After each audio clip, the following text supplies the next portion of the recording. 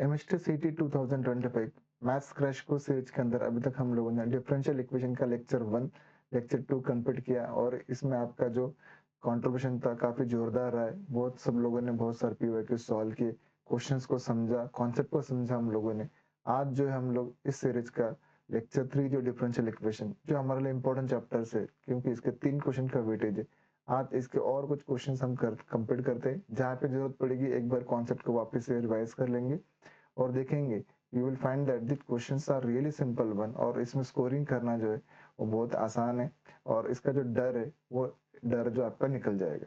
ठीक है, कल तो हम लोगों ने इसके linear differential equation, variable separable format, Bernoulli's equation, इसके जो क्वेश्चंस थे हम लोगों ने लेक्चर 1 लेक्चर 2 के अंदर कंप्लीट कर लिए थे।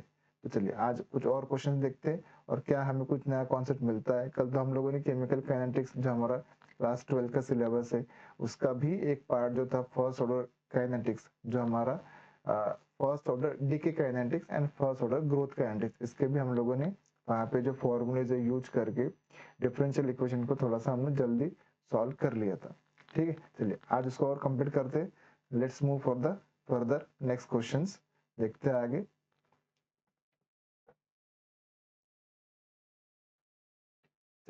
आज का सवाल लेते पहला।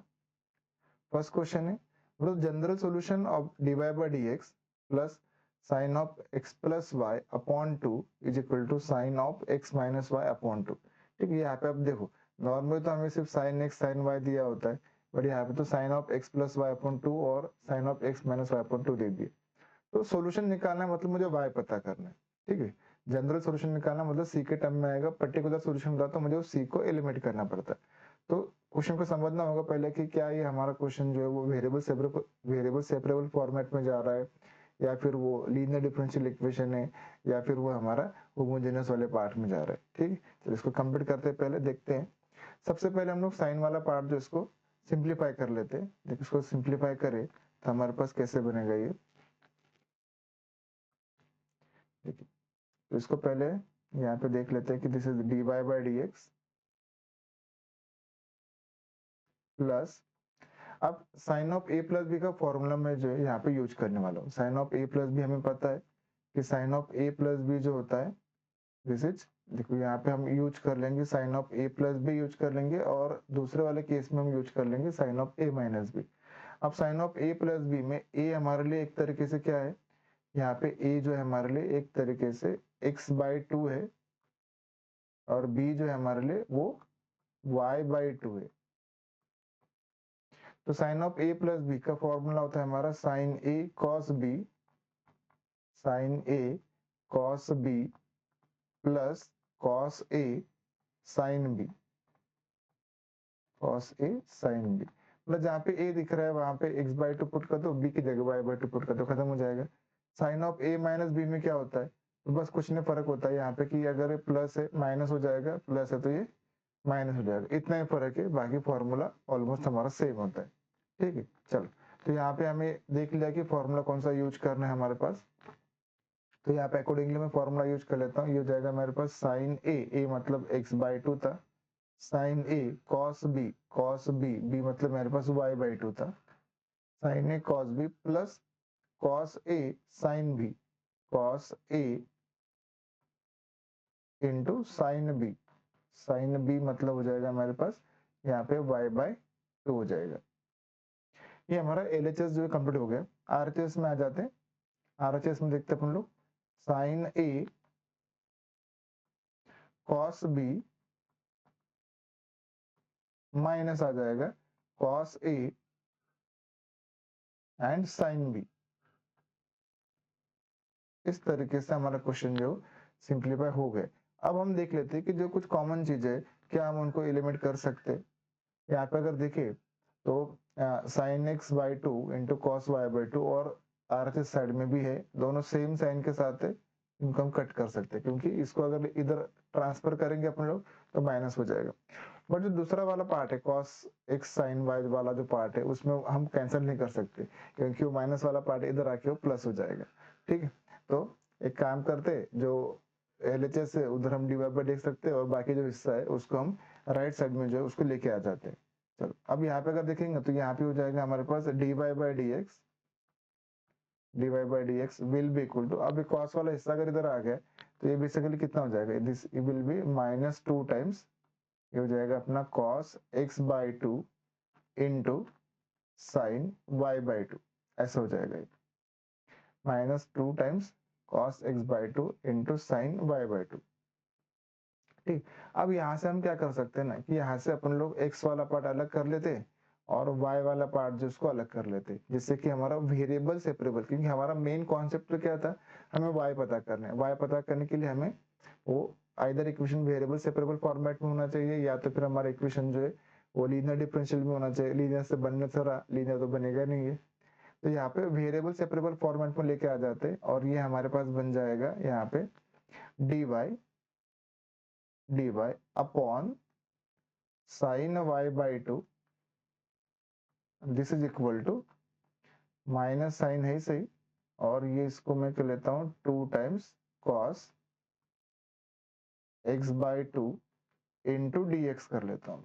ठीक, अच्छा वन अपॉन साइन तो क्या होता है, वन अपॉन साइन हमारा कोसेक होता है, वन अपॉन साइन हमारा कोसेक है, तो इसको वैसे अकॉर्डिंगली हम चेंज कर लेते हैं और बाद में क्या करेंगे, दोनों को हम इंटीग्रेट कर देंगे। ठीक है, तो यहाँ पे मैं डायरेक्ट लिख देता हूँ, ये हो जाएगा मेरे पास cosec y by two d y equal to minus two, और यहाँ पे आ जाएगा अपने पास integration cos x by two और dx, सिंपल हो गया। अब हमें कोसेक का जो इंटीग्रेशन का फॉर्मूला है वो पता होना चाहिए, और यहाँ पे इन्होंने tan के टर्म में दिख रहा है, log tan के टर्म में दिख रहा है, तो कोसेक इंटीग्रेशन जो होता है उसका अगर आप फॉर्मूला याद करो तो कोसेक का हमारा जो फॉर्मूला यूज होने वाला है, हमने ऐसा फॉर्मूला पढ़ा है कि इंटीग्रेशन कोसेक x dx अगर है तो इसका हमारा आंसर हो जाता है log of mod tan x by to.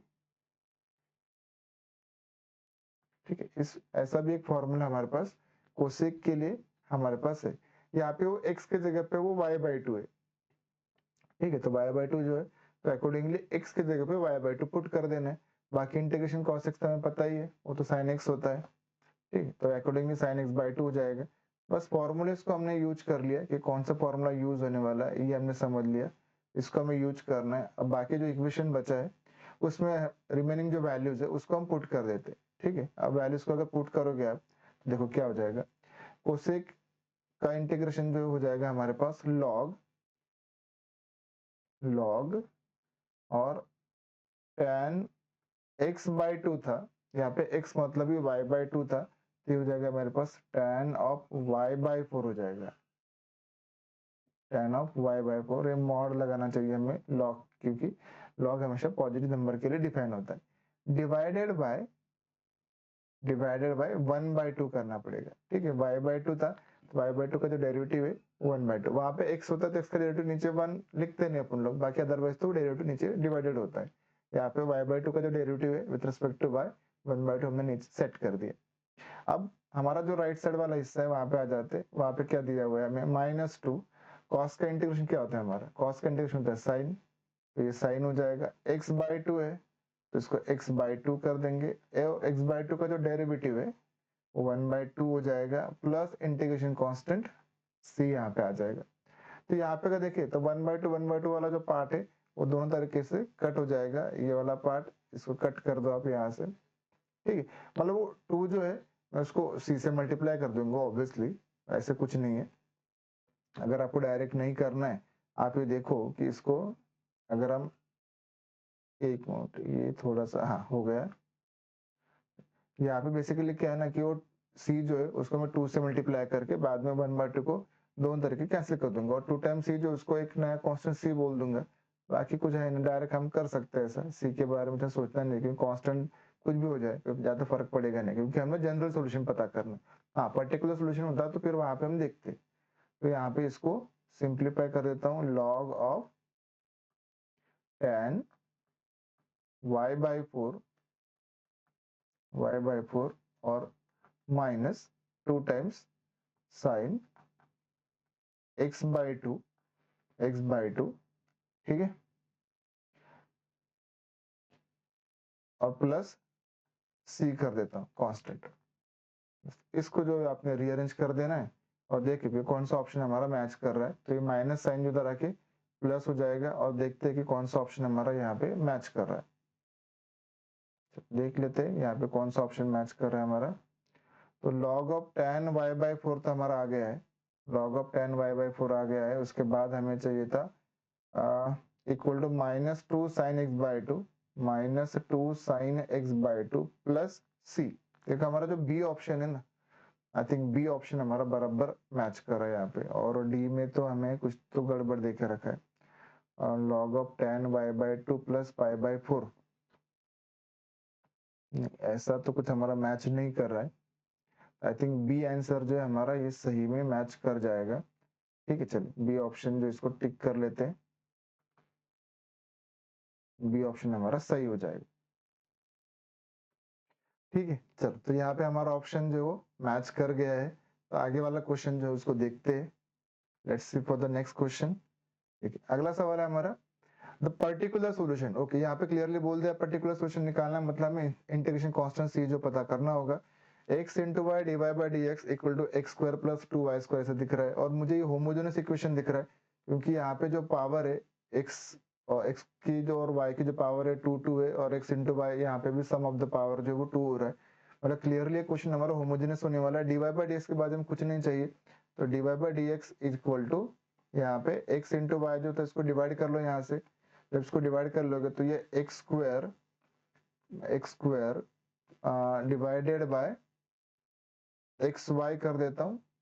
Individually अलग अलग डिवाइड कर लेते हैं, मेरे ख्याल से हो जाएगा वहां से, क्योंकि ऐसे सेपरेट तो होने वाला है नहीं है कि लीनियर डिफरेंशियल इक्वेशन में भी ये कन्वर्ट तो नहीं होगा, क्योंकि इसको अगर मैं माइनस भी कर देता हूँ 2y² डिवाइडेड बाय, तो गड़बड़ हो जाएगा, लीनियर में तो नहीं होने वाला। ठीक है, इसको हम इसी में लेके आ जाते अपना होमोजेनियस डिफरेंशियल इक्वेशन के फॉर्मेट में इसको सेपरेट कर लेते।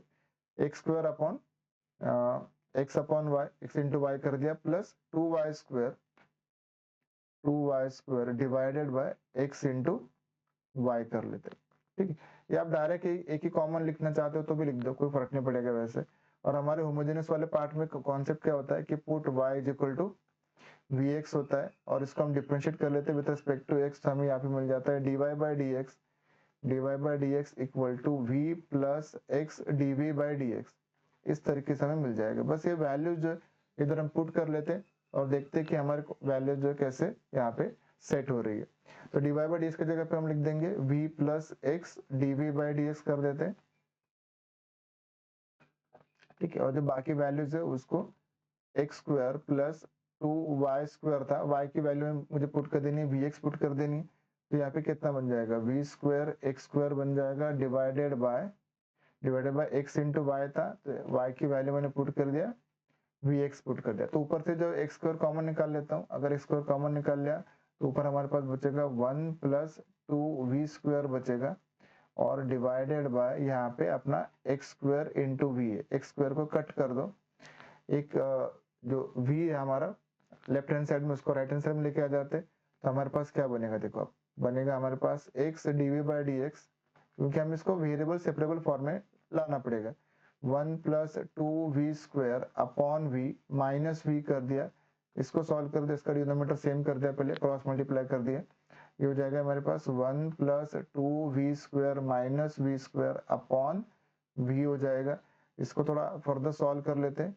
देखिए फर्दर सॉल्व करेंगे तो क्या होगा, ये this will be x into dv by d x, x into dv by d x will be equal to, अब इसको सॉल्व कर ले तो यहाँ पे क्या बन जाएगा 1 प्लस v² अपॉन v बन जाएगा। अब आप देखो तो v और x जो है अपना कंप्लीटली अलग अलग जो है वो हो जाएगा। और अगर ये अलग अलग हो रहा है तो यहाँ पे वेरिएबल सेपरेबल फॉर्मेट में लेके आते पहले इसको, तो ये बन जाएगा हमारा v upon 1 plus v² v upon 1 plus v² dv, this is equal to dx upon x बन जाएगा। और बाद में क्या करें, इनको अलग अलग इंटीग्रेशन कर दे। अब यहाँ पे देखो तो dx अपॉन x का इंटीग्रेशन जो है हमारा वो तो log x हो जाएगा। ठीक है, तो this value will be equal to log x बन जाएगा।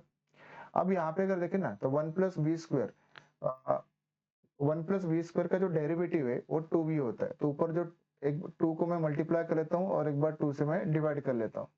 यहाँ से टू को मल्टीप्लाई कर लिया और यहाँ से टू को डिवाइड कर लिया, तो ये जो पूरा फॉर्मेट है हमारा, ये कन्वर्ट हो गया हमारा एक तरीके से ये वाले फॉर्मूले में, integration F dash x upon F of x. नीचे फंक्शन है और ऊपर उसका डेरिवेटिव है। इस फॉर्मेट में अगर है तो हमारा आंसर आ जाता है वहां पे log of F of x. इस फॉर्मेट में कन्वर्ट हो गया क्वेश्चन हमारा। ठीक है, तो ये थोड़ा सा जज करते आना चाहिए, इंटीग्रेशन का नॉलेज तो होना चाहिए, नो डाउट। तो यहाँ पे देखिए आगे यहाँ पे क्या हो रहा है, तो ये वाला 1/2 जो है उसको वैसे रहने देता हूँ मैं। ठीक है, दिस 1/2 एज इट इज 1/2, और ये वाला हिस्सा हो गया मेरे पास log of 1 plus v square, ऐसे इस फॉर्मेट में आ गए, प्लस इंटीग्रेशन कांस्टेंट सी जो है उसको में लेना पड़ेगा। अब देखिए सब जगह लॉग लॉग दिख रहा है ना, तो इंटीग्रेशन कांस्टेंट जो उसको भी हम लॉग में ही ले लेते हैं, तो उसको लॉग सी कर देते हैं। और फिर जो हमारे पास पर्टिकुलर सोल्यूशन निकालने के लिए बोला है तो कंडीशन दे के रखा होगा। हाँ, कंडीशन दिया है कि y ऑफ 1 की वैल्यू 0 है, मतलब x की वैल्यू अगर मैं 1 पुट करता हूँ, x की वैल्यू अगर मैं 1 पुट करता हूँ तो y की वैल्यू जो है वो 0 आनी चाहिए, ऐसा बोल के रखा हुआ है। बस ये जो हमारा इक्वेशन बना है, इस केस में हम x की वैल्यू जो 1 पुट कर देंगे और y की वैल्यू हम 0 पुट कर देंगे। बट पहले v को जो हमें वो y और x के टर्म में लिखना पड़ेगा। ठीक है, तो y equal to v x था, तो y equal to v x था, तो v की वैल्यू कितनी आ जाएगी अपने पास, v की वैल्यू आ जाएगी हमारे पास y अपॉन x आ जाएगी। ठीक है, तो यहाँ से वापस एक बार देख लेंगे, तो this will be 1/2 log of और ये हो जाएगा मेरे पास 1 plus y square upon x square हो जाएगा, और यहाँ पे आ जाएगा ये log of x plus log c. अब हमें क्या करना है, x की वैल्यू 1 पुट कर देना है, x की वैल्यू 1 पुट कर देंगे, y की वैल्यू 0 पुट कर देंगे, और देखते हैं कि हमारा क्वेश्चन जो कैसे कन्वर्ट होता है। ठीक है, x की वैल्यू 1 पुट कर दिया, y की वैल्यू 0/1 तो 0 हो जाएगा, और log 1 की वैल्यू जो 0 हो जाएगी, ये पूरा पार्ट अपना 0 हो जाएगा। log x की वैल्यू जो है वो log 1 0 हो जाएगा, तो log c की वैल्यू जो है वो अपनी 0 हो रही है। log c अगर 0 हो रहा है तो इसका मतलब c की वैल्यू 1 है। ये सब वैल्यू पुट करने के बाद आप देखो तो ये हमारा कॉन्सेप्ट क्या बन रहा है, log c इक्वल टू 0 बन रहा है, क्योंकि y1 था, सॉरी y0 था, 0/1 0 कर दिया, 1 प्लस 0 1 हो गया, log 1 की वैल्यू 0 हो जाती, और इधर भी log x जो है log 1 के लिए 0 हो गई, सब कुछ 0 हो गया LHS में। तो log c इक्वल टू 0 है, इसका मतलब भी क्लियर है कि c की वैल्यू हमारी 1 आ रही है। ठीक है, c की वैल्यू 1 आ रही थी या log c के लिए 0 थी। अब हमें क्वेश्चन जो किस फॉर्मेट में लिखा हुआ है एक बार उसको चेक कर लेते। अब वापिस अगर मैं इस फॉर्मेट में जाता हूँ, ये जो हमारा क्वेश्चन बना है इधर अगर आ जाते, तो यहाँ पे देखिए आप, यहाँ पे जो डिनोमिनेटर है ये वाला हिस्सा, जो इसको मैं अगर सेम कर देता हूँ तो यहाँ पे कितना बन जाएगा मेरे पास ये। अच्छा, पहले काम करेंगे, log c वाला पार्ट 0 है ना, ये 2 को मैं इधर मल्टीप्लाई कर देता हूँ, 2 को अगर मैं मल्टीप्लाई कर दूं तो ये मेरे पास हिस्सा हो जाएगा log of x square plus y square upon x square, ऐसे बन जाएगा। डिनोमिनेटर सेम कर दिया, and this equal to 2 times log x, 2 time log x को ही मैं लिख सकता हूँ log x का स्क्वायर कर देता हूँ, तो ये पावर यहाँ पे चला जाएगा log के रूल के हिसाब से। अब इसको अगर इधर लेके गए तो आप देखो बाद में क्या कर सकते हैं अपन लोग, कि दोनों तरफ से जो log वाला हिस्सा है उसको हम कैंसिल कर सकते हैं, ये log और ये log वाला हिस्सा हमारा कैंसिल हो जाएगा, और हमारे पास क्या बचेगा, x square plus y square upon x square equal to x की पावर 2 है, और ये एक्स की पावर 2 जो डिनोमिनेटर में ना उसको हम राइट साइड में लेके जाते हैं, तो हमारा इक्वेशन जो बन जाएगा x square plus y square equal to x raise to 4। देखिए अगर ऐसा कोई आंसर है तो हमारा आंसर फिर मैच करना चाहिए, एक बार चेक कर लेते हैं। ऐसा कोई आंसर है क्या, x square plus y square equal to x की power 4, x square plus y square equal to x की पावर 4 में हमारा सी ऑप्शन यहाँ पे दिख रहा है। बी डी में तो क्या कर दिया, 2y स्क्वायर कर दिया है क्या, नहीं, चलो मैच कर जाएगा, सी आंसर जो हमारा यहाँ पे करेक्टली मैच कर जाएगा। ठीक, तो सवाल इतना भी डिफिकल्ट नहीं है जितना हम सोचते हैं, बस थोड़ा सा हमें पेशेंस रख के जो है क्वेश्चन को सॉल्व करना है। और ई की पावर वाले सवाल अगर दिखे ना तो समझ लेना चाहिए कि मैक्सिमम टाइम था हमारा क्वेश्चन कैसे होता है, मैक्सिमम टाइम हमारा क्वेश्चन जो होता है वो होता है कि e की power x into F of x plus F dash x इस फॉर्मूला में कन्वर्ट हो जाता है, मतलब उस डायरेक्शन में हमें सोचना चाहिए, होगा नहीं होगा बात की बात है। ठीक है, चलो इस क्वेश्चन को पहले यहाँ पे थोड़ा सेपरेट कर देता हूँ, e की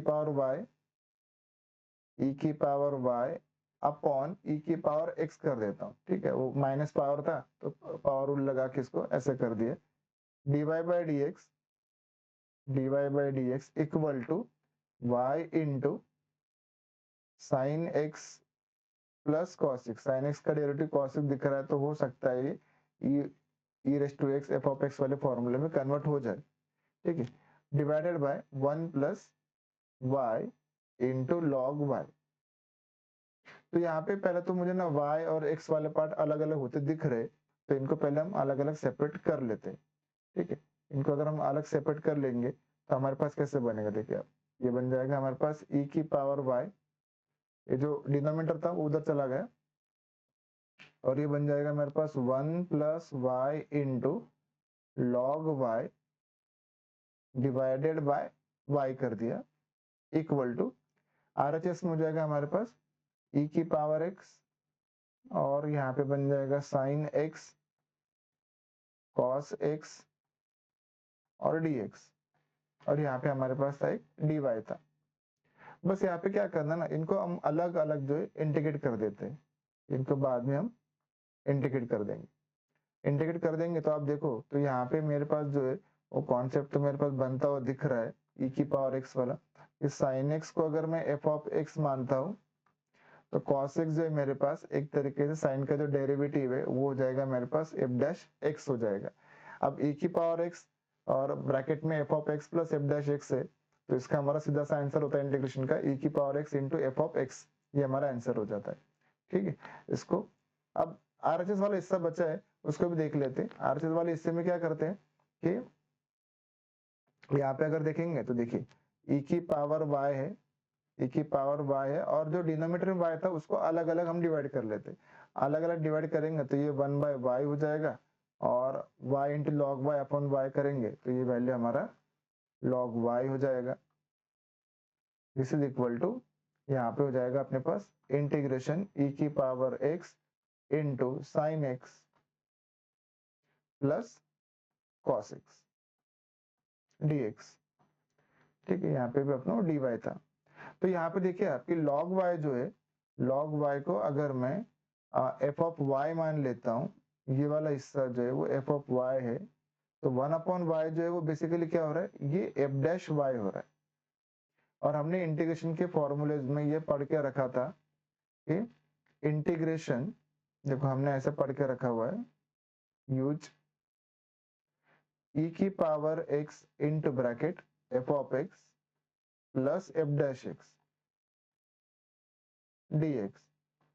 इसका अगर हम इंटीग्रेशन करते हैं तो हमारा डायरेक्ट आंसर था यहाँ पे e की power x into F of x plus c, ये हमारा आंसर था। बस यहाँ पे f ऑफ x कौन है वो ढूंढ लिया, एक में f ऑफ y जो log y है, एक में जो f ऑफ x है मेरा वो sin x है।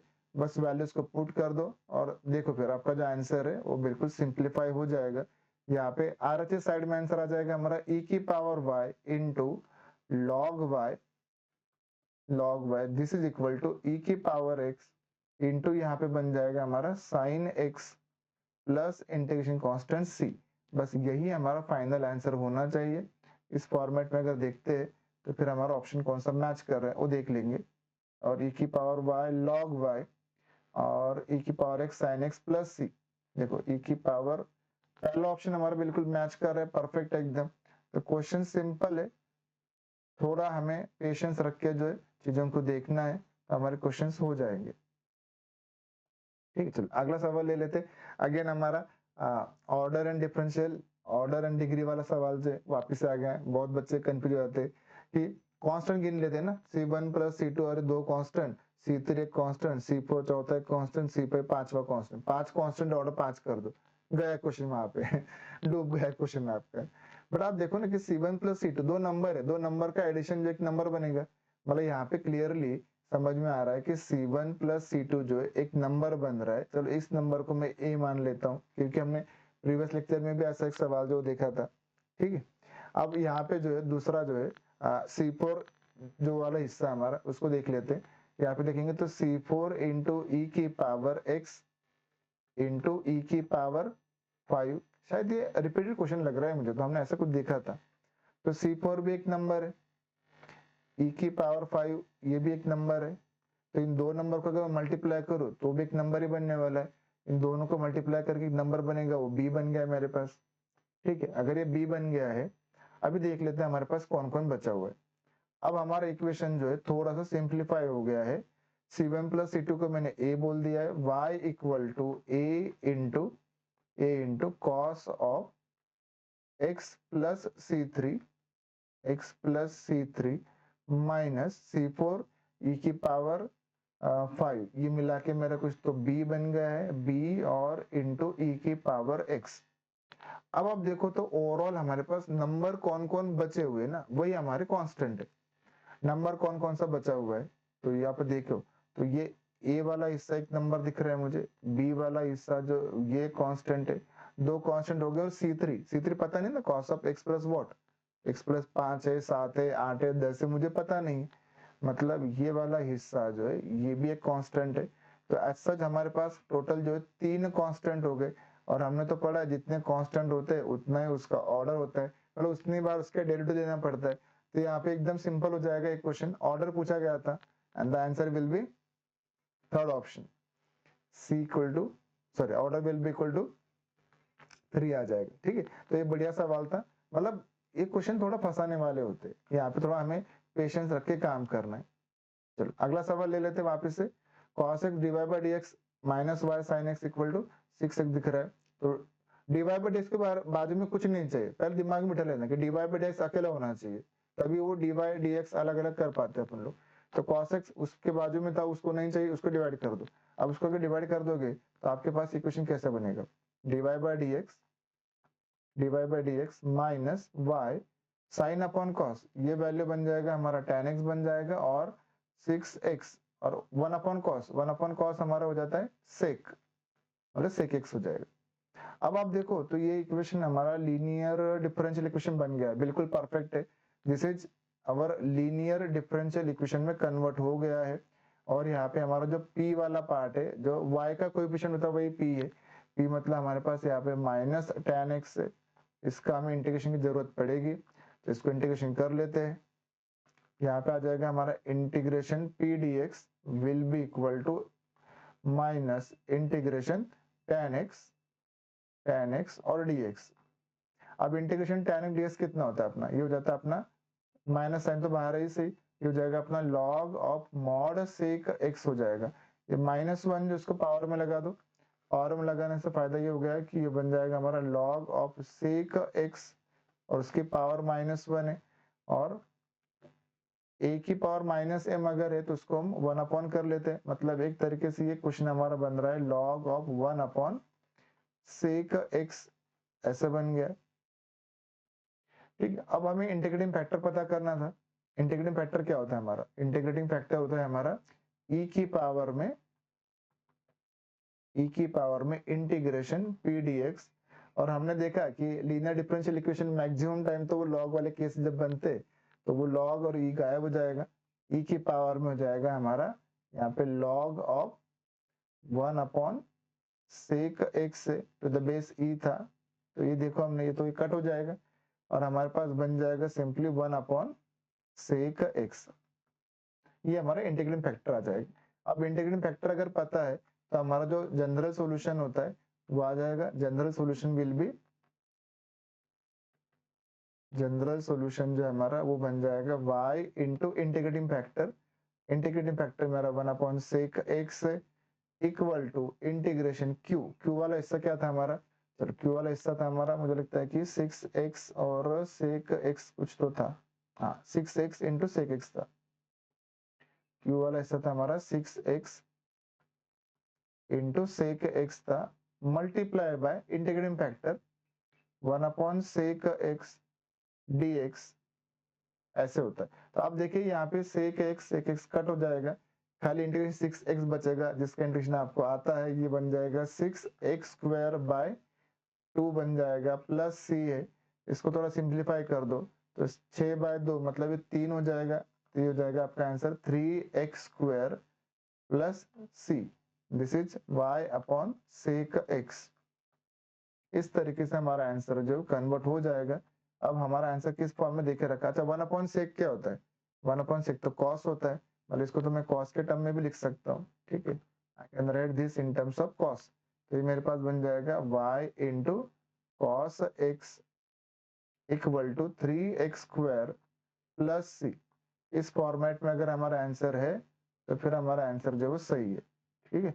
चलो एक बार चेक कर लेते हैं हमारा आंसर जो इसी फॉर्मेट में है क्या, y into cos x equal to 3x², इस फॉर्मेट में दिया है क्या, y इंटू कॉस एक्स दिया हुआ है। डी ऑप्शन अगर आप देखेंगे तो एस डी ऑप्शन बिल्कुल परफेक्ट उसी फॉर्मेट में देख कर रखा है जैसे हमें चाहिए था वहां पे, ठीक है। तो ये भी एक आसान सवाल था डिफरेंशियल इक्वेशन का। चल अगला सवाल देख लेते हैं। dy by dx equal to x plus y plus 1 upon x plus y minus 1। I think ये हमारा जो है होमोजेनियस डिफरेंशियल इक्वेशन का जो फॉर्मेट है वहां से हो जाएगा हमारे पास कि put y equal to v x करके जो है, आई थिंक ये क्वेश्चन हो जाना चाहिए। एक बार फटाफट करके चेक कर लेते हैं कि put y is equal to v x से, ध्यान देना पड़ेगा कुछ गड़बड़ ना हो यहाँ पे, क्योंकि ऐसे हमने अलग अलग सवाल जो है वो करके रखे हुए हैं वैसे तो, ठीक है। तो y equal to v x है, तो मुझे a1/a2 b1/b2 तो सेम दिख रहा है, तो यहाँ पे कॉन्सेप्ट गड़बड़ हो सकता है। चलो एक काम करते हैं, इसको एक मोमेंट के लिए यहाँ पे भी छोड़ते हैं, वापिस से आते हैं इस सवाल के ऊपर, तब तक एक दूसरा सवाल ले लेते हैं अपन लोग। अच्छा radioactive substance by first order decay kinetics, मुझे लगता है कि ये बार बार रिपीट हो रहा है ये सवाल। Radio active substance has half life of 8 days और मास हमने देखा रखा था, ये हमने वापिस से कल देखा था, प्रीवियस लेक्चर में भी देखा था। इसका आंसर जो था हमारा वो सी आया हुआ था, ये रिपीटेड सवाल था, ठीक, ये रिपीटेड सवाल था। अगला पार्ट देख लेते हैं। हाँ, ये थोड़ा अलग सवाल दिख रहा है। dy by dx equal to y plus under root x square minus, ये भी होमोजेनियस है क्योंकि y और x की डिग्री 1 है और अंडर रूट एक्स स्क्वायर की डिग्री जो है y स्क्वायर डिग्री वो भी 1 हो जाएगा। आई थिंक ये होमोजेनियस इक्वेशन है, होमोजेनियस इक्वेशन है जो हमारा पिछला वाला पार्ट था, बस उसके जैसा ही है। तो यहाँ पे पहले तो क्या करेंगे, y is equal to v x put कर देंगे, मतलब एक तरीके से y अपॉन एक्स की वैल्यू v हो रही है क्योंकि वहां पे दिख रहा है कि वो अलग अलग डिवाइड हो सकता है। और जब इसको डिफरेंशिएट करते हैं विद रिस्पेक्ट टू x तो क्या बनेगा अपना dy by dx equal to, ये बन जाएगा v plus x d by d x, u into v का रूल लगा दिया और इसको हमने सॉल्व कर दिया। अब ये वैल्यू जो वापिस से पुट कर लेता हूँ मैं, यहाँ पे बन जाएगा मेरे पास v plus x into d by d x equal to y plus under root x square और y की वैल्यू जो थी वो थी हमारी vx थी, तो यहाँ पे हो जाएगा v स्क्वायर और x स्क्वायर डिवाइडेड बाय हमारे पास ये x आ जाएगा, ठीक है। इसको सेपरेट करने का कोई मतलब है नहीं, लीनियर बनेगा क्या चेक कर लेंगे बाद में, पहले भी तो यहाँ पे u इंटू वी लगा के हमने ये सब सेट कर दिया है। अब देख लेते हैं यहाँ पे क्या आ रहा है, v plus x d by d x equal to y plus, अब ब्रैकेट अंडर रूट के अंदर देखो एक्स स्क्वायर वहां से अगर कॉमन निकालोगे तो उसका रूट एक्स बाहर आ जाएगा, एक्स अगर बाहर आ जाएगा तो अंदर बचेगा मेरे पास 1 माइनस वी स्क्वायर बचेगा और डिवाइडेड बाय एक्स, ठीक है, डिवाइडेड बाय एक्स था। अब एक्स को जो है मैं अलग अलग यहाँ पे डिवाइड कर लेता हूँ, तो यहाँ से अपना थोड़ा सा काम आसान बन सकता है।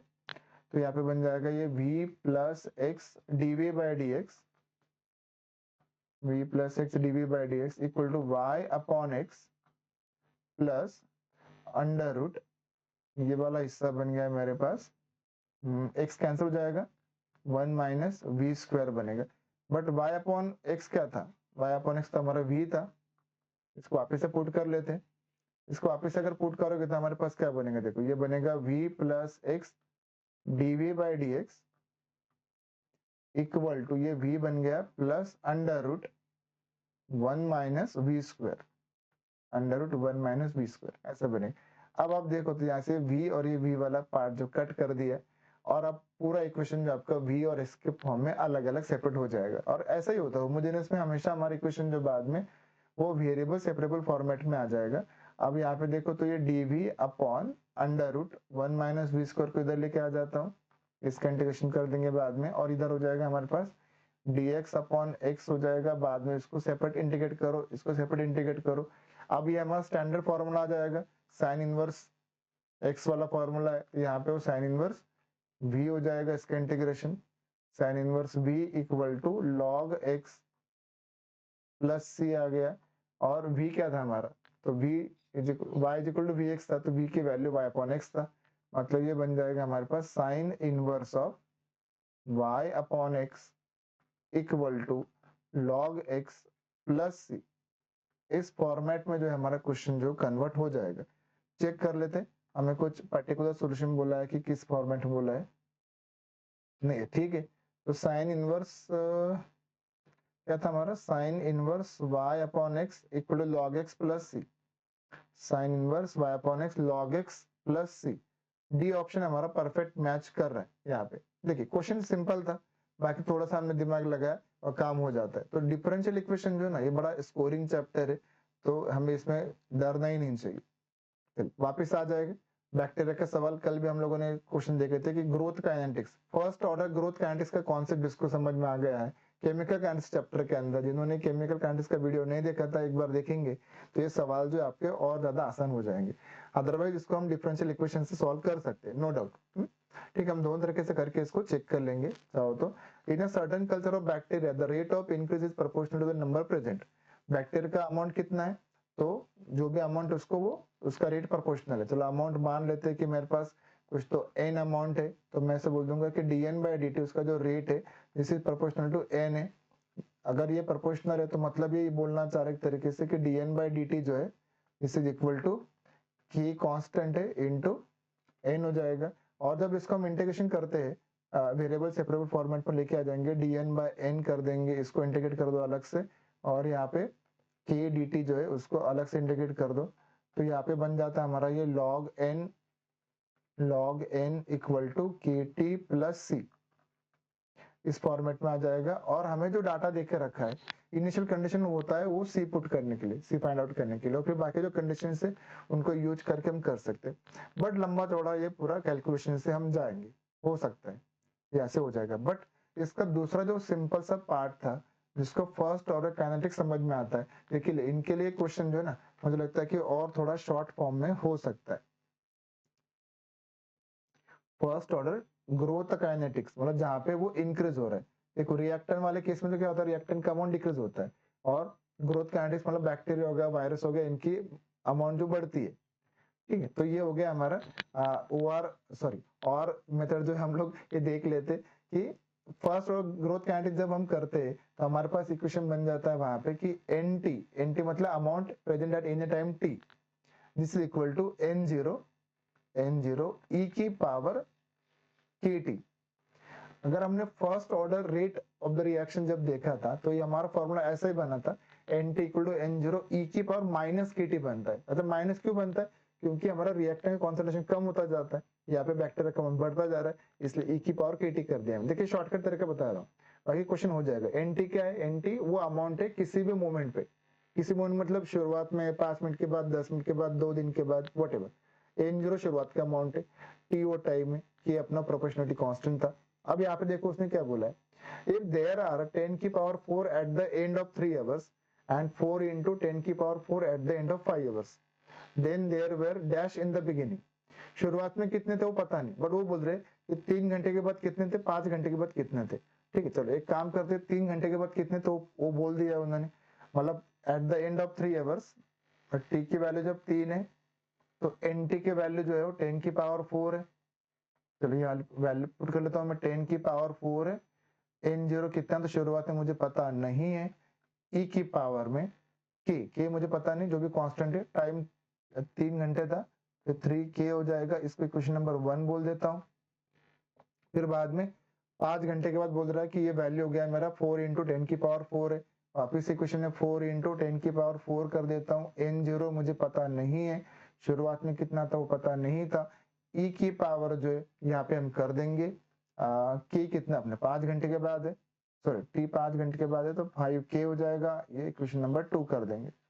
अब दो इक्वेशन का हम रेशियो ले लेते हैं, दोनों का जब रेशियो लेंगे अपन लोग तो इक्वेशन 2 अपॉन इक्वेशन 1 कर दो आप, equation 2 divided by equation 1।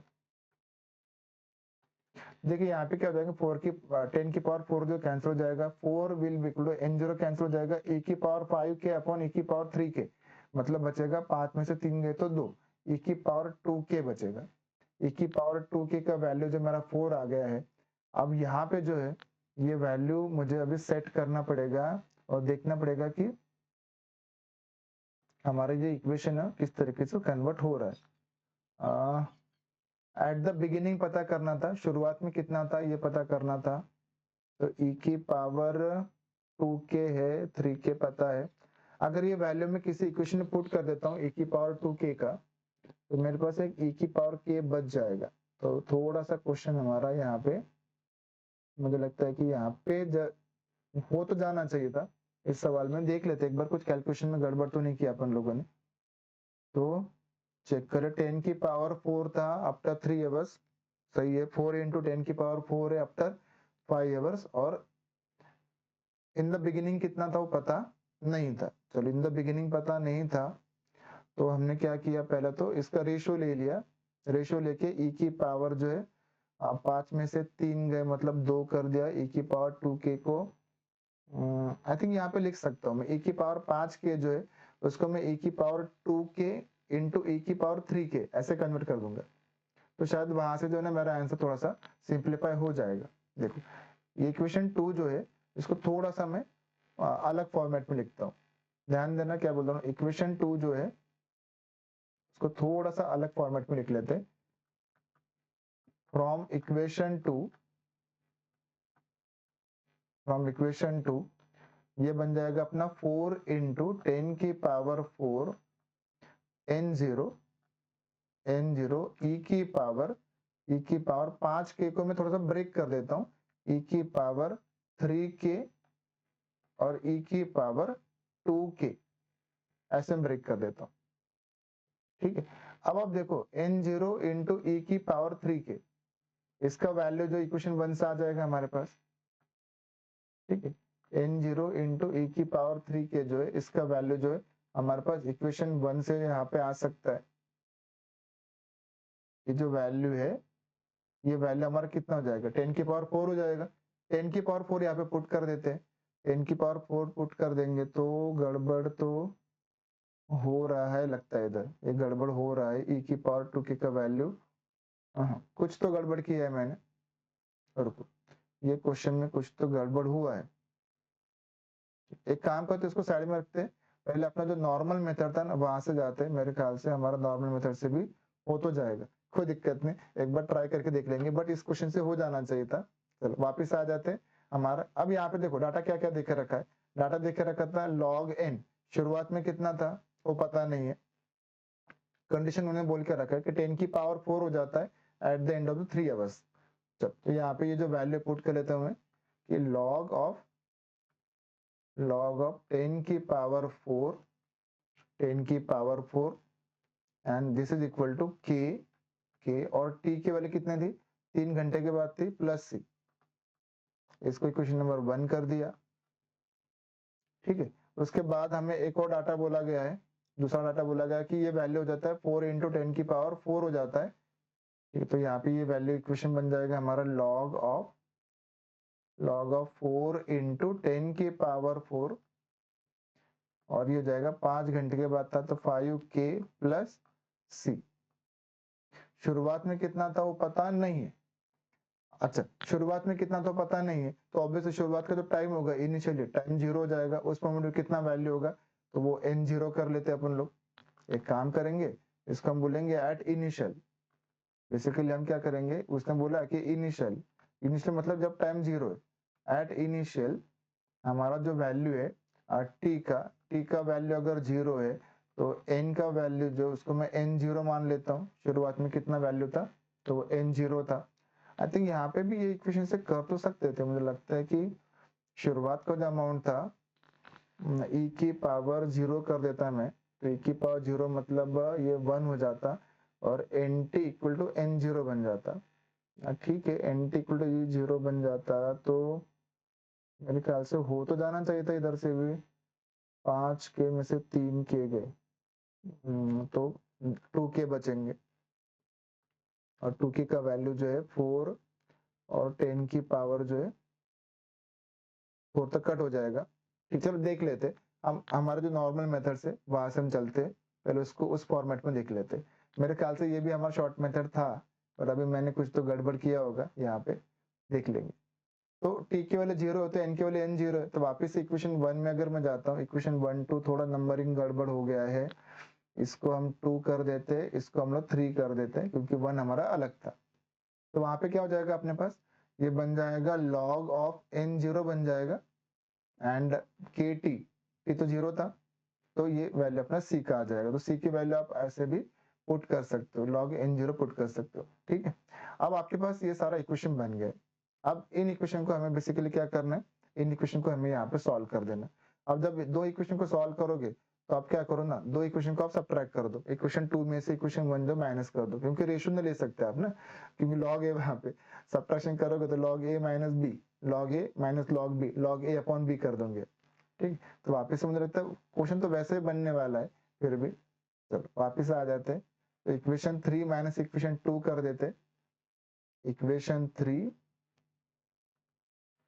3 minus equation 2 कर दिया मैंने, तो मेरे पास यहाँ पे बन जाएगा log of a minus b, log a minus log b, मतलब log a upon b, log of a upon b, तो 4 10 की पावर 4 डिवाइडेड बाय 10 की पावर 4, लगभग वैसा ही बन रहा है जैसा हमारा ओरिजिनल वापस से बन रहा था। और इधर 5k में से 3k गए, मतलब 2k बनेंगे।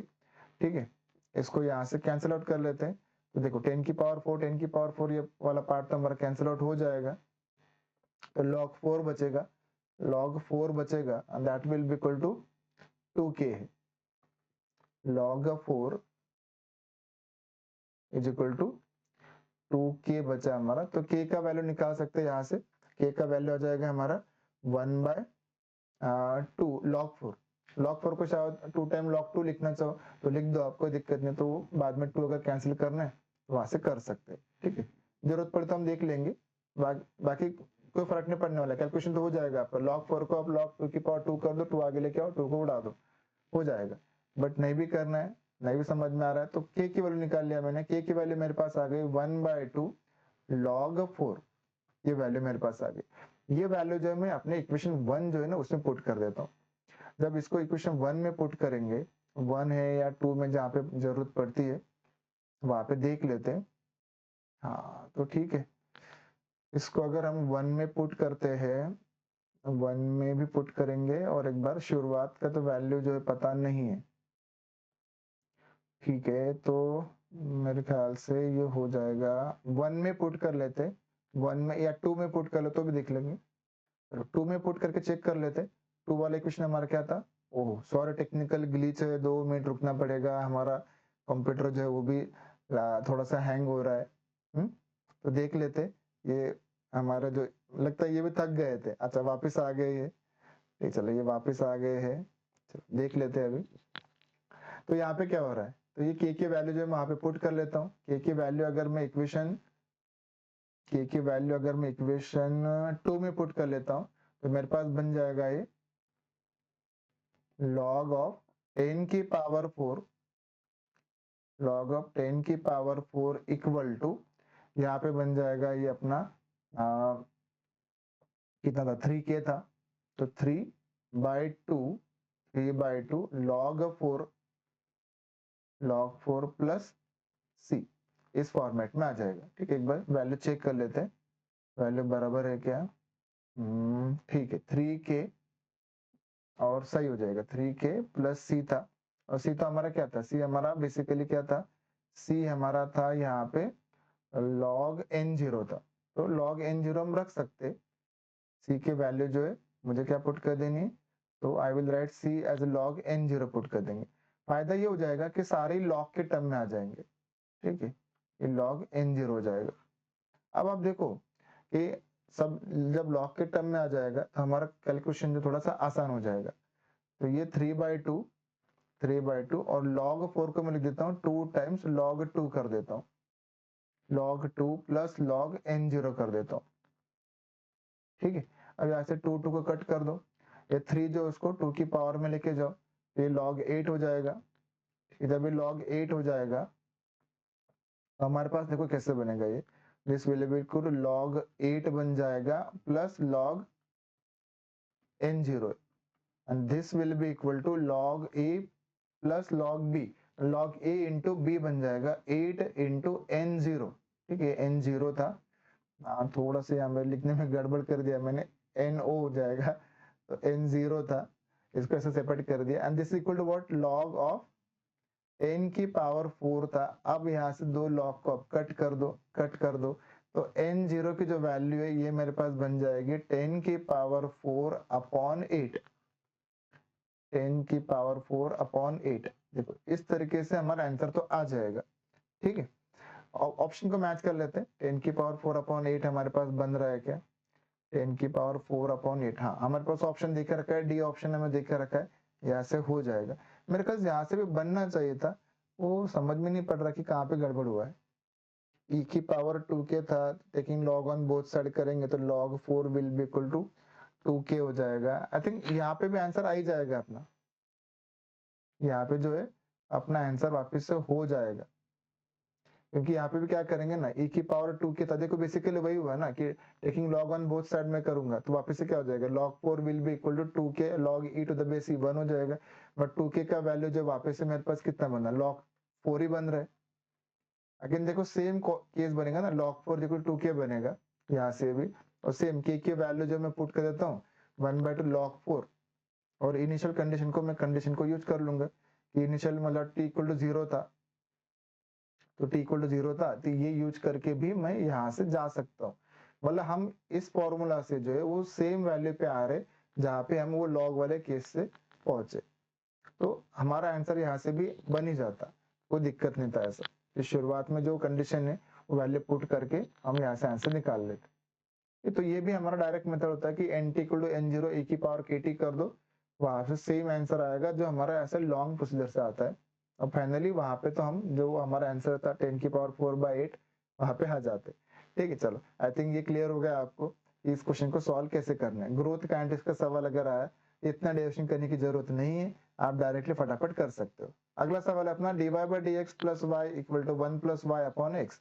थोड़ा सा डिफरेंशियल तो नहीं हो रहा है, लीनियर डिफरेंशियल इक्वेशन में मुझे लगता है कि put y equal to v x नहीं होगा, कि हो जाएगा, डिग्री तो 1 दिख रहा है, वेरिएबल सेपरेबल में डायरेक्ट तो नहीं बन रहा है, मुझे लगता है कि इसको हमें, अच्छा इंटीग्रेटिंग फैक्टर निकालना है, इंटीग्रेटिंग फैक्टर निकालना है, बट ये ओहो क्लियरली बोल दिया है इंटीग्रेटिंग फैक्टर निकालना है, मतलब ही उसने क्लियरली बोल दिया है कि इक्वेशन जो है हमारा वो कन्वर्ट होने वाला है लीनियर डिफरेंशियल इक्वेशन के फॉर्मेट में कन्वर्ट होने वाला है। बट अभी लीनियर डिफरेंशियल इक्वेशन के फॉर्मेट में अगर मैं देखने जाता हूँ तो हो जाएगा dy by dx, और उसका कोएफिशिएंट कितना है, 1 है, तो सीधा क्या हो जाएगा e की पावर 1 dx, मतलब e की पावर x हो जाएगा, ज्यादा टेंशन की बात है नहीं। यहाँ पे तो क्या आ जाएगा, e की पावर x हो जाएगा अपना, e की power x will be the integrating factor, क्योंकि हमारा जो कॉन्सेप्ट था वो बेसिकली क्या था, e की पावर में इंटीग्रेशन p dx था, और p dx के लिए अपने पास y का जो कोएफिशिएंट है वो आइदर तो कांस्टेंट होना चाहिए या तो वो फंक्शन ऑफ x होना चाहिए। तो यहाँ पे देख लिया ये 1 था, तो इंटीग्रेशन 1 dx मतलब x हो जाएगा, तो e की पावर x, आई थिंक ये वाला पार्ट जो है हमारा डायरेक्ट जो है कन्वर्ट हो जाएगा। बट ये थोड़ा सा गड़बड़ तो लग रहा है मुझे कि 1 upon x plus y upon x, ये डायरेक्ट जो है वो सीधा सीधा लीनियर नहीं दिख रहा है ये पर, y अपॉन एक्स, बट अभी तो लग रहा है कि dy by dx की जो वैल्यू है वो e की पावर x जो है वो सेट हो रहा है। अभी वापस से एक बार इसको रिव्यू करते हैं, ठीक है, एक बार रिव्यू करके वापस आते हैं, इस क्वेश्चन में कुछ गड़बड़ तो है नहीं। चलो अगला सवाल देख लेते हैं, क्योंकि हमारा एक सवाल पीछे जो था वैसा ही हमारा उस फॉर्मेट में u by sorry different homogeneous format में था, उसको भी एक बार हमें टाइम मिला तो चेक कर लेंगे। The population of a town increase at a rate proportional to the population at that time. ठीक है, मतलब ये वाला सवाल वही बैक्टीरिया वाला सवाल जो था ना, ग्रोथ काइनेटिक्स, जो पॉपुलेशन था उसका जो रेट है dn by dt, n मतलब नंबर मान लेता हूँ, आप x मान लो तो भी चलेगा, dn by dt is proportional to the population at that time, उस मोमेंट पे जो पॉपुलेशन होगा nt या n जो बोला आप, जीरो होगा तो n जीरो बोल देंगे, t होगा तो nt बोल देंगे, इसके प्रोपोर्शनल है।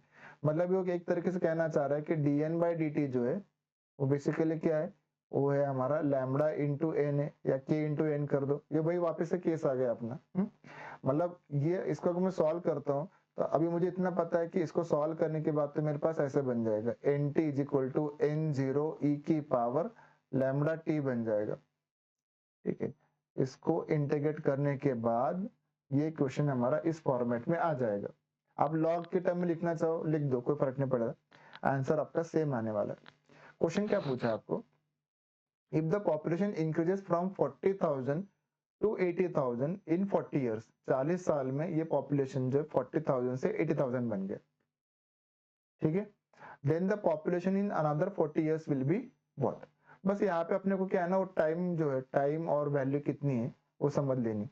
वो बोल रहा है कि if the population increases from 40,000 to 80,000 in 40 years, मतलब शुरुआत में 40,000 था, 40 साल पहले 40,000 था, और 40 साल के बाद में जब देखता हूं तो ये बन गया मेरा 80,000। देखो ये लैंग्वेज को समझना बड़ा जरूरी है। Population increases from 40,000 to 80,000 in 40 years, मतलब 40 साल पहले, और जब टाइम जीरो था, और जब जहां से गिनती शुरू हुई हमारी, जीरो टाइम पे पॉपुलेशन हमारा 40,000 था। मतलब उसने क्लियरली ये बोल दिया है कि जब टी जीरो था, जहां से गिनती शुरू हुई, उस टाइम पे जो पॉपुलेशन था वो था हमारा एन टी के वैल्यू जो था वो एन जीरो के बराबर था उस मोमेंट पे, और वो वैल्यू मेरा 40,000 था। ठीक है, ये 40,000 था, ऐसे उसने बोल दिया।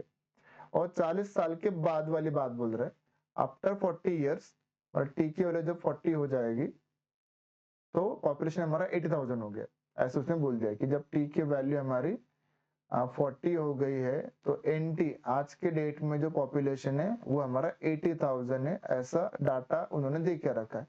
और सवाल पूछा है कि आफ्टर अनदर 40 years, मतलब वापिस से लगभग 80 साल, शुरुआत से लेके अभी तक 80 years के बाद टोटल पॉपुलेशन कितना होगा। ठीक है, तो ये जैसे हमारा वहां पे हाफ लाइफ होता है, यहाँ पे वो डबल होता दिख रहा है कि 40 साल में जो है 80,000 हो गया, मतलब डबल ही हो गया ना, जैसे हम वहां पे हाफ लाइफ देखते हैं, यहाँ पे वो डबल हो रहा है। आई थिंक ऐसे कुछ तो कॉन्सेप्ट जो है वहां पे लगने वाला है। ठीक है, तो वहां पे हमारा फॉर्मूला था n t equal to n zero half raise to n था, तो मुझे लगता है यहाँ पे फॉर्मूला बनेगा n t equal to n zero और 2 रेस टू एन बनेगा। देख लेते कैसा हमारा आंसर आता है बाद में। चलो ये वाला हमारा फॉर्मूला यहाँ पे सेट हो गया। अभी जो डाटा हमारे पास पड़ा है उसको हम वहां पे यूज कर लेते। देखिए एन टी की वैल्यू आज के डेट में कितनी है, 40 साल के बाद वो 80,000 है, तो एक काम करता हूँ मैं ये वैल्यू 80,000 पुट कर लेता हूँ। एन टी का वैल्यू 80,000, एन जीरो का वैल्यू मुझे पता है वो मेरा 40,000 है, 40,000 ई, और ये पावर हो गया हमारा 40 इंटू लैम्बडा हो गया। 40 साल के बाद, 40 साल होने के बाद पॉपुलेशन 80,000 हुआ। इसको डिवाइड कर लेता हूँ, इसको अगर डिवाइड कर लो आप तो यहाँ पे कितना बनेगा आपके पास, 80 बाय 40,000 कर दोगे तो आपके पास 20,000 हो जाएगा, सॉरी डबल ही हो जाएगा, 20,000 क्या हो गया, डबल हो जाएगा। 2 इज इक्वल टू ई की पावर 40 लैम्बडा। ये मेरे पास एक आंसर आया है। इसको कहाँ पे यूज करना है अभी आगे देखते हैं। आगे क्या बोल रहा है, ये बोल रहा है कि then the population in another 40 years, अगले 40 साल है, मतलब शुरुआत से लेके अभी तक 80 साल के बाद पॉपुलेशन कितना होगा, ये सवाल पूछा गया है। ठीक है, सॉरी 80 साल के बाद हमारा पॉपुलेशन कितना है ये हमें पता करना है। मतलब यहाँ पे टी की वैल्यू जो है, टी की वैल्यू अगर मैं 80 पुट करता हूँ तो मेरे पास एन टी मतलब उस टाइम पे पॉपुलेशन कितना होगा ये मुझे कैलकुलेट करना है। वापिस हम अपने ओरिजिनल इक्वेशन में आ जाएंगे। एन टी का वैल्यू मुझे पता नहीं है, एन टी का वैल्यू पता नहीं, एन जीरो मुझे पता था, एन जीरो था मेरे पास 40,000 था, 40,000 ई की पावर लैम्बडा टी था, टी मेरे पास 80 है, बोलो 80 लैम्बडा आ गया।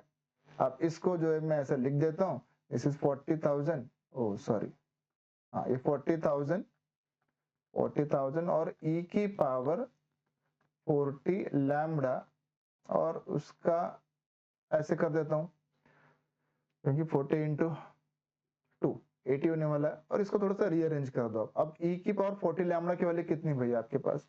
e की पावर 40 लैम्बडा की वैल्यू आपके पास तो 2 दे के रखी हुई है, ठीक है। अब ये वैल्यू अगर मुझे 2 दे के रखी हुई है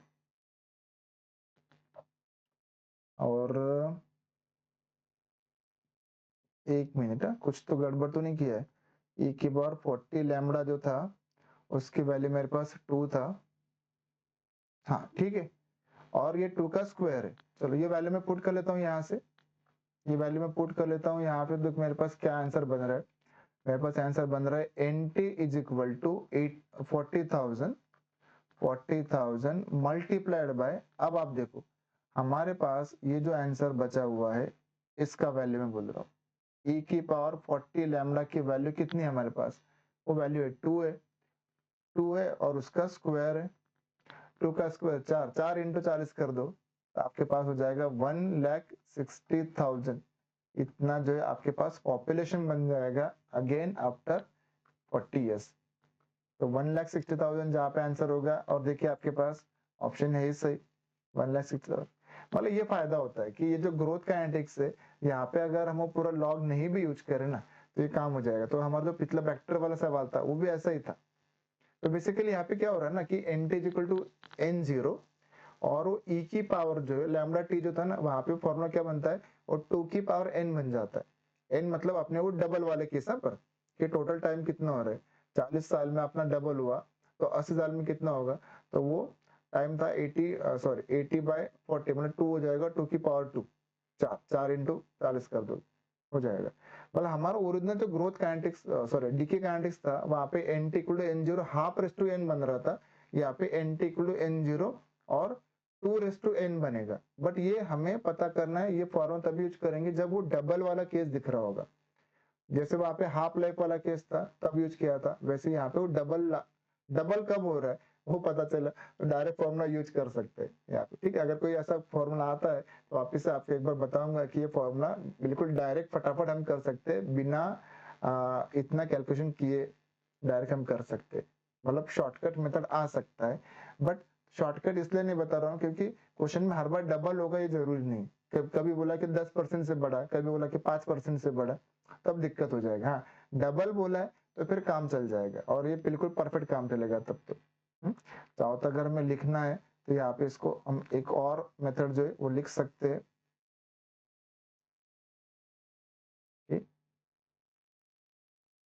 शॉर्ट मेथड था हमारा कि nt इक्वल टू n0 2 की पावर n मतलब वो अपना डबल वाला केस है, वापस ध्यान रखेंगे this is very similar to the half life. यहाँ पे मैं लिख देता हूं similar to half life, similar to half life here consider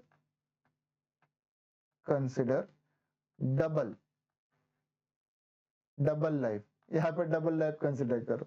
कि वहां पे हाफ लाइफ देख रहे थे, यहाँ पे डबल लाइफ है। तो n की वैल्यू यहाँ पे कितनी बन रही है अपनी, n की वैल्यू हमारी बन रही थी यहाँ पे, n की वैल्यू बन रही थी हमारी 80/40 बन रही थी। मतलब शुरुआत में 0 से 40 ईयर्स, 40 ईयर्स के बाद वापस से 40 ईयर्स मतलब 80 साल, मतलब ऐसे दो डबल हो गए, मतलब n की वैल्यू 2 पुट कर दिया। n0 शुरुआत में पता था 40,000 था, 2 की पावर 2 4 इंटू 40 कर दिया तो आंसर अपना 1,60,000 आ जाएगा। बट ये डबल होगा तब यूज करना है, बाकी अदरवाइज नहीं। यूज ओनली व्हेन ये डबल हो रहा है हाफ लाइफ के जैसा, बस काम हो जाता है यहाँ से भी। ठीक, चलो अगला सवाल ले लेते हैं। Let's go for the next question. If y of x is the solution of differential equation x dy by dx plus 2y equal to x square satisfying this y of 1 equal to 1, then the value of y of 1 by 2 will be what? Okay, y of x is the solution of this equation, मतलब हमें पहले equation solve कर देना है, equation solve कर देना है तो dy by dx के बाजू में कुछ नहीं चाहिए, x नहीं चाहिए, उसको डिवाइड कर दिया, एक्स को डिवाइड कर देता हूँ, मैं इधर आ जाता हूँ, 2/x कर लेता हूँ इंटू y कर लेते हैं, and this is equal to x square upon x करे तो x हो जाएगा। मतलब ये क्लियरली लीनियर डिफरेंशियल इक्वेशन बन गया है। अगर लीनियर डिफरेंशियल इक्वेशन बन गया है तो y का जो कोएफिशिएंट होता है वो हमारा p होता है। मतलब p की वैल्यू मुझे मिल गई है, p की वैल्यू मेरे पास 2/x है, तो इंटीग्रेशन p dx की जरूरत पड़ेगी। Integration p dx will be equal to integration to 1/x dx, 1/x dx का इंटीग्रेशन log x हो जाएगा। मतलब ये वैल्यू मेरे पास बना है 2 टाइम्स log x बना है, 2 टाइम log x का मतलब हो गया log x का स्क्वायर कर देता हूँ, क्योंकि मुझे पता है कि e की पावर में इसको लगाना पड़ेगा और फिर ये सब चीजें एकदम सिंप्लीफाई हो जाएगी। ठीक है, इंटीग्रेटिंग फैक्टर हो जाएगा मेरे पास यहाँ पे, integrating factor will be equal to e की पावर में log ऑफ x स्क्वायर बन गया, और ये वैल्यू बन गया हमारा x स्क्वायर है। अब हमारा जो जनरल सॉल्यूशन है वो बनेगा, general solution is equal to y into integrating factor x square. Formula याद कर लेना है obviously, integration integration q into integrating factor, q का वैल्यू कितना बना है भैया, q का वैल्यू बना है हमारा x बना है, तो ये बन जा रहा है हमारा x इंटू एक्स स्क्वायर और dx बनेगा, एक्स क्यूब का इंटीग्रेशन जो बन जाएगा x की पावर 4/4 प्लस c। ये हमारा फाइनल आंसर आ गया, y into x square is equal to x raise to 4/4 plus c। ये हमारा काम का इक्वेशन बन गया है। इक्वेशन नंबर 1 कर लेते हैं।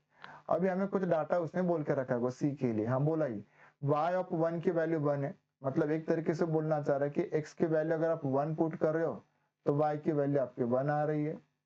ठीक है, x की वैल्यू 1 और y की वैल्यू 1 पुट कर लेते हैं, चेक करते हैं, x की वैल्यू 1 पुट कर दिया, y की वैल्यू 1 पुट कर दिया, x की वैल्यू 1 और y की वैल्यू भी 1 पुट कर देनी, तो ये LHS हो जाएगा 1, ये हो जाएगा आपका 1/4 हो जाएगा प्लस c, तो c का आंसर निकालेंगे 1 माइनस 1/4 मतलब 3/4 हो जाएगा c का आंसर। वापस इक्वेशन 1 में पुट कर दो, इक्वेशन 1 में पुट करोगे तो आपके पास ये वैल्यू बनेगा y into x square is equal to x raise to 4/4 plus 3/4, ऐसा हमारा इक्वेशन बन जाएगा। ठीक है, अब अपना सवाल क्या पूछा है, अपना सवाल पूछा गया है कि find the value of y of 1/2, मतलब x की वैल्यू अगर मैं 1/2 पुट करूं तो y का वैल्यू क्या आएगा। देखिए y एक्चुअल में क्या है कि ये बेसिकली y ऑफ x है। ठीक है, हमने कल भी देखा था ऐसा सवाल कि y मतलब ही वो y ऑफ x था, मतलब हमें क्या पुट कर देना है कि put x equal to 1/2 put करके बाकी आंसर निकाल देना है। तो देखिए आंसर क्या आ जाएगा, y ऑफ 1/2 इंटू एक्स का स्क्वायर, 1/2 का स्क्वायर मतलब 1/4 हो जाएगा। यहाँ पे x रेज टू 4 है, x की वैल्यू कितनी 1/2 है, 1/2 का 4th पावर मतलब 1/16 हो जाएगा, मल्टीप्लाई बाय 4 डिनोमिनेटर में था ही सही पहले से, प्लस 3/4 है, 3/4 है। एलसीएम ले लेते तो यहाँ से इसको भी 16 से मल्टीप्लाई कर देता हूँ, इसको भी 16 से मल्टीप्लाई कर लेता हूँ, 16 इंटू 3 48 हो गया, 48 प्लस 1 49 हो जाएगा, 49/64, और ये 1/4 जो इससे डिवाइड कर लो, मतलब 4 उधर चला जाएगा तो मल्टीप्लाई हो जाएगा। तो आप देखिए आपके पास आंसर क्या बन रहा है, ये आपके पास आंसर बनेगा y of 1/2 will be equal to 4 उधर चला गया, 4 इंटू 49/64, और देखो 4 1 जा 4 4 और 16 4 जा 64 होता है, तो आंसर आ जाएगा हमारा 49/16। रूट निकालने के लिए नहीं बोला, नहीं 7/4 कर देते, ठीक है, बट रूट की जरूरत है नहीं हमें। 49/16 आंसर दिखना चाहिए, और 49/16 हमें देके रखा है, डी ऑप्शन में देके रखा हुआ है। देखिए क्वेश्चन हो जाएगा, थोड़ा सा ना पेशेंस रख के काम करना है, बाकी क्वेश्चन आसान है हमारे। ठीक, चलो अगला सवाल है, the curve satisfying the differential equation y dx, मुझे लगता है कि ये हो जाएगा। ठीक, इसको एक बार देख लेते, इसको थोड़ा सेपरेट कर लेते पहले, तो ये हो जाएगा अपना y dx equal to x plus 3y square, और इधर बनाए dy। ये वेरिएबल सेपरेबल फॉर्मेट में तो नहीं आ रहा है, वेरिएबल सेपरेबल में तो नहीं आ रहा है ये, तो एक काम कर dy बाई dx लेने से मतलब नहीं बनेगा, dy बाई dx लेंगे तो y अपॉन बड़ा नंबर करना पड़ेगा, गड़बड़ हो जाएगा। dx बाई dy कर लेते हैं, dx बाई dy कर लेंगे dx बाय dy, तो y को डिवाइड कर लेते हैं, y को डिवाइड करेंगे तो x अपॉन y कर लेता हूँ प्लस 3y² अपॉन y कर देता हूँ यहाँ पे, ठीक है। अब यहाँ पे क्या बनेगा, देखिए आपके पास ये बनेगा dx upon dy, dx upon dy equal to x upon y plus एक y कैंसिल हो जाएगा हमारे पास और ये बचेगा हमारे पास 3y। ओ लीनियर डिफरेंशियल में हो गया x के टर्म में, जैसे dy बाई dx था वैसे dx बाई dy वाले फॉर्मेट में आ गया। अब ये क्वेश्चन हमारा आसानी से हो जाएगा, ठीक है। चलो वैल्यू इसको थोड़ा रीअरेंज कर लेता हूँ मैं, dx बाई dy कर लेता हूँ, dx by dy minus 1 upon y into x, 1 upon y into x and this is equal to 3y, बराबर है। तो ये हमारा p और हमारे q वाला पार्ट आ जाएगा, तो क्लियर हो जाएगा, ये डिफरेंशियल इक्वेशन बन गया। x का कोएफिशिएंट फंक्शन ऑफ y है तो कांस्टेंट होना चाहिए, q भी हमारा फंक्शन ऑफ y है तो कांस्टेंट। देखो नीचे y था ना, तो ये y के फंक्शन होना चाहिए, नीचे x होगा तो ये x के फंक्शन होना चाहिए, ऐसा हम लोगों ने पढ़ के रखा है। तो क्लियरली ये हमारा लीनियर डिफरेंशियल इक्वेशन बन गया है। तो यहाँ पे हमारा जो p वैल्यू है वो -1 अपॉन y है। अब इंटीग्रेशन करना पड़ेगा हमें, तो यहाँ पे सबसे पहले p को मैंने आइडेंटिफाई कर लिया, p के वैल्यू थी मेरे पास -1 अपॉन y, ऐसा था। तो इंटीग्रेशन p डिवाइड करना होगा, जैसे वहां पे p dx करते थे, यहाँ पे p डिवाइड करना पड़ेगा क्योंकि हमने derivative with respect to y लेकर रखा हुआ है, ठीक है। तो ये वैल्यू हो जाएगा मेरे पास इंटीग्रेशन में -1 अपॉन y और dy, तो ये वैल्यू आ जाएगा मेरा माइनस लॉग y, और माइनस लॉग y का मतलब ही हो गया एक तरीके से ये डायरेक्टली 1 बाय y कर देता हूँ, लॉग ऑफ 1 बाय y कर देता हूँ, क्योंकि लॉग में y की पावर -1 हो जाएगा ना, this value will be simply log of 1 by y। ये वैल्यू मेरे पास आ गया है हमारा इंटीग्रेशन p डिवाइड का। हमें इंटीग्रेटिंग फैक्टर की जरूरत पड़ेगी क्योंकि हमें जनरल सॉल्यूशन निकालना है, तो इंटीग्रेटिंग फैक्टर हमारा क्या आएगा, यहाँ पे हो जाएगा हमारा integrating factor will be equal to e की पावर में इंटीग्रेशन p dy बनेगा। अब आप देखो ये बहुत सारे LD में ना लगभग ऐसे लॉग वाला कैसे बनता है, बस इस ये बड़ा प्यारा सा कॉन्सेप्ट है हमारा, लॉग और 1 अपॉन y, बस e की पावर में लॉग देखा, e और लॉग गायब हो जाएगा, सिर्फ बचेगा हमारे पास 1 बाय y बचेगा। अब हमें जनरल सॉल्यूशन लिखना है, तो जनरल सॉल्यूशन पहले हम y इंटू इंटीग्रेटिंग फैक्टर लिखते थे, अभी हमें लिखना पड़ेगा x into integrating factor, x into integrating factor is equal to integration q into integrating factor, और जो भी आएगा उसका integration with respect to y लेना पड़ेगा। ये हमारा कॉन्सेप्ट हो जाएगा। वैल्यू पुट कर लेते हैं, तो ये वैल्यू बन रहा है मेरा x अपॉन y बन जाएगा, इंटीग्रेटिंग फैक्टर का वैल्यू 1 बाय y था, is equal to integration q value कितना था अपना, q का वैल्यू था हमारा, एक मिनट, q का वैल्यू कितना आया था, 3y आया था, q का वैल्यू हमारा 3y आया था, तो 3y इंटू 1 अपॉन y, ओ देखो कितना आसान है, y कट हो जाएगा, और 3dy का इंटीग्रेशन कितना आएगा अपना, 3y हो जाएगा प्लस c हो जाएगा। मतलब हमारा फाइनल इक्वेशन बना है x upon y equal to 3y plus c, इस तरीके से इक्वेशन बना है। अब हमारे पास डाटा क्या देखे रखा है चेक कर लेते हैं। ओके, कर्व बन गया हमारा, and this curve is passing through the point 1,1। Okay, 1,1 में से जा रहा है, मतलब x की वैल्यू 1 है, y की वैल्यू 1 पुट कर देनी। तो ये कंडीशन दिया वो c चेक करने के लिए, तो x की वैल्यू 1 पुट कर लेता हूँ, x की वैल्यू 1 है, y की वैल्यू भी हमारी 1 है, तो ये वैल्यू 1 हो जाएगा, 1 is equal to 3 plus c बन जाएगा, तो c की वैल्यू बन रही है मेरे पास -2 बन रही है, c की वैल्यू -2 बन गई, इक्वेशन पुट कर दो, इक्वेशन में पुट कर लेते, तो हमारे पास जो इक्वेशन बन रहा है वो है x upon y is equal to 3y -2, ये बन गया, ठीक है। अब ये हमारे लिए इंपॉर्टेंट इक्वेशन बन गया, इक्वेशन नंबर 2 कर दो चाहो तो, 1 अगर कहीं पे देख के रखा है देख लेंगे। आगे क्या बोला है उसने, देखो आप आगे उसने बोल दिया है the curve also pass through the point, तो किस पॉइंट में से जा रहा है, अभी आपको क्या करना है, ये ऑप्शन पुट कर करके ना चेक कर लेने, ऑप्शन पुट करके चेक कर लेने कि कौन सा ऑप्शन जो है इस इक्वेशन को सेटिस्फाई कर रहा है, x upon y is equal to 3y -2, इसको जो सेटिस्फाई करेगा वही अपना आंसर है। ठीक है, x upon y equal to 3/-2, इसको जो सेटिस्फाई करेगा वही अपना आंसर है। वाई को इधर डिवाइड करना है, मल्टीप्लाई करना है कर दो, नहीं करना तो वैसे रहने दो, काम चल जाएगा आपका। यहाँ से इस क्वेश्चन का आंसर इस तरीके से हम निकाल सकते हैं। ठीक है, आई थिंक यहाँ तक जो है हमारा ये पार्ट जो है क्लियर हो गया है मेरे ख्याल से। तो बस इसको क्या करना है, अभी ये वैल्यू जो है पुट कर लो आप, मेरे ख्याल से यहाँ से आपका आंसर जो वो हो जाएगा। चाहो तो आप इसको अगर सिंप्लीफाई करना चाहते हो तो आप कर सकते हो। देखो x इक्वल टू कितना बनेगा आपके पास, ये बन जाएगा 3y² माइनस 2y। ये अपना फाइनल इक्वेशन है। इस इक्वेशन को सेटिस्फाई करने वाला जो पॉइंट होगा वही हमारा आंसर होगा। ठीक है, चलो इस इक्वेशन को मैं देख लेता हूँ, मेरा इक्वेशन बना है फाइनली। इधर मैं एक बार लिख लेता हूँ। इक्वेशन बना था हमारा x equal to 3y² minus 2y। अब देखते हैं, वैल्यू पुट करके चेक कर लेते हैं कौन सा ऑप्शन हमारा मैच कर रहा है। एक एक ऑप्शन पुट कर लेंगे।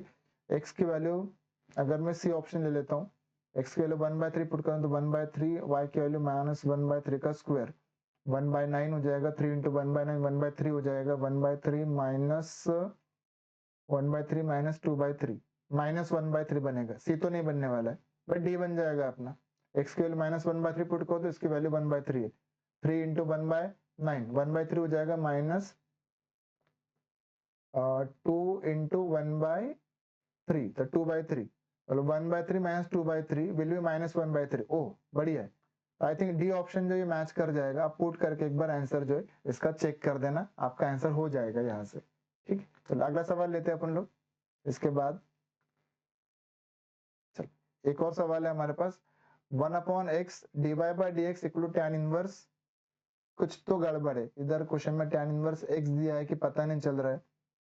चलो इसको रहने देते हैं, टेक्निकल एरर होगा ये, tan इनवर्स क्या है वो पता नहीं चल रहा है, छोड़ देते हैं इस सवाल को। ठीक, इसको छोड़ देते हैं। अगला सवाल एक न्यूटन्स लॉ ऑफ कूलिंग वाला सवाल मिल नहीं रहा है, बाकी वो सवाल भी बड़े बार बार रिपीट हुए हैं। Differential equation obtain bye eliminating arbitrary constant from the equation will be what. ठीक है, तो आई थिंक ये काम हो जाएगा आपका कि डिफरेंशियल इक्वेशन बनाना है तो ये हमने जैसे बोर्ड के सवाल में बनते हैं अपने इक्वेशन, वहां से जो ये सवाल था अपना बन जाएगा ना। y² का आपको डेरिवेटिव लेना है और देखिए उसने dy/dx का क्यूब किया है, मतलब सेट हो जाएगा। इसको आप डिफरेंशिएट कर दो ना, इसको डिफरेंशिएट कर तो क्या आ जाएगा आपके पास, ये बनेगा 2y dy/dx। मैं डायरेक्ट लिख देता हूँ, differentiating with respect to x कर दे रहा हूँ, तो ये मेरे पास बन जाएगा 3 टाइम्स x प्लस सी होल ब्रैकेट का स्क्वायर, और x का डेरिवेटिव 1 हो जाएगा, c का डेरिवेटिव 0 है। इतना हो गया आपके पास। तो यहाँ से आपके पास देखो तो ये बना है अपने पास dy/dx इक्वल टू 3/2y, और इधर बना है x प्लस सी का स्क्वायर बना है। ठीक है, और y की वैल्यू मैं पुट कर सकता हूँ, y² की वैल्यू मुझे पता है, y² का वैल्यू पता है तो मैं y के लिए पुट कर ही सकता हूँ। हाँ ठीक है, तो y के लिए मेरे पास कितना आ जाएगी 3/2, y की वैल्यू मेरे पास बन जाएगी x प्लस सी और उसका पावर में 3/2 आ जाएगा, और यहाँ पे जो है वो x प्लस सी की पावर जो वो 2 है। या आप x प्लस सी की वैल्यू निकाल सकते थे वहां पे, ऐसे कुछ नहीं है।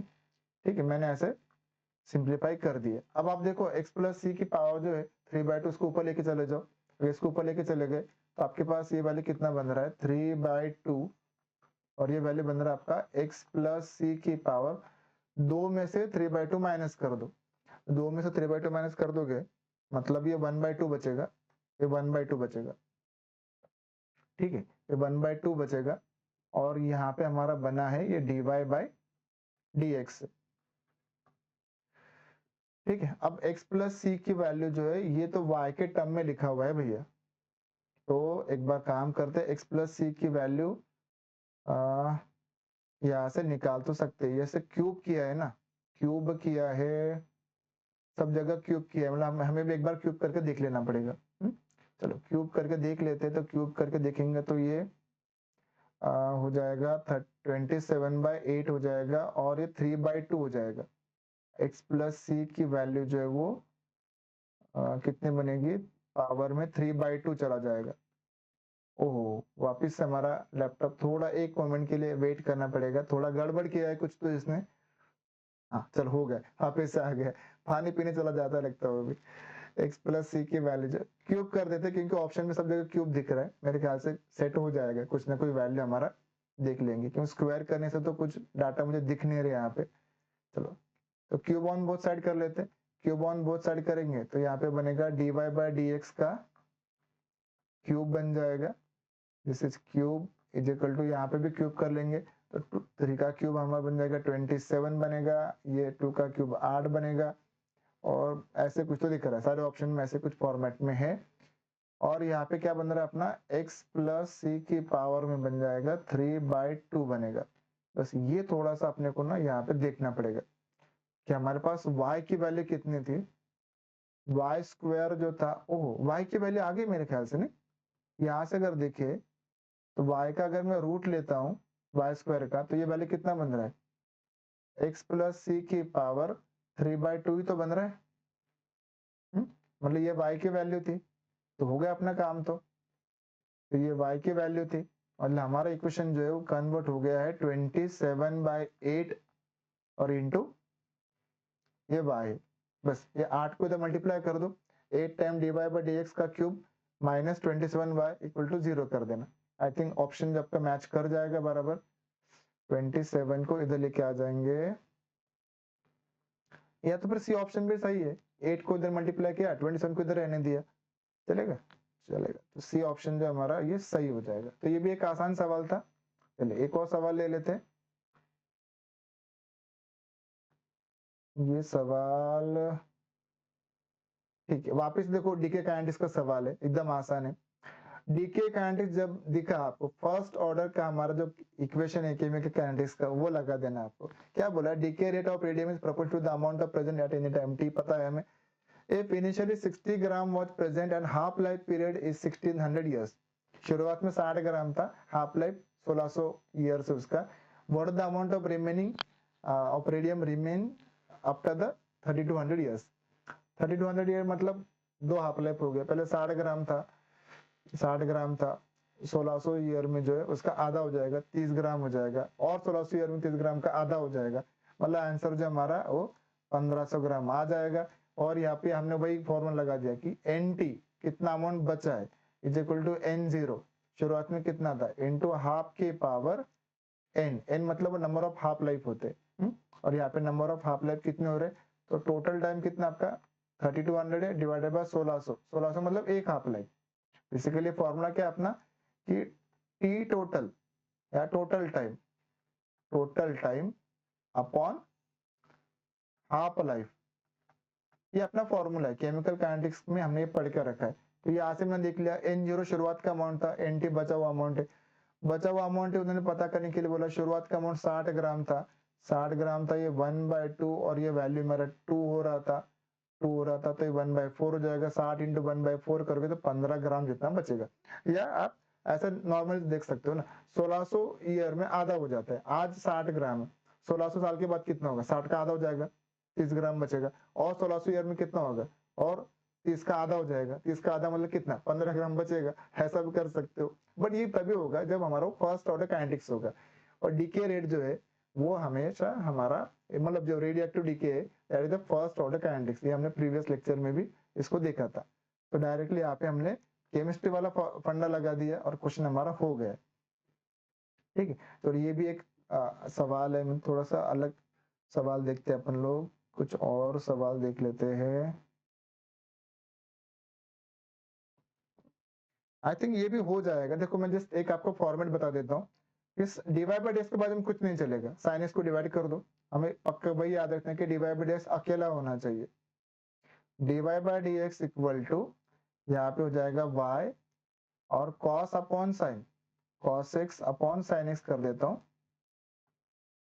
And this is equal to 4x upon sine x, ऐसे कर दिया।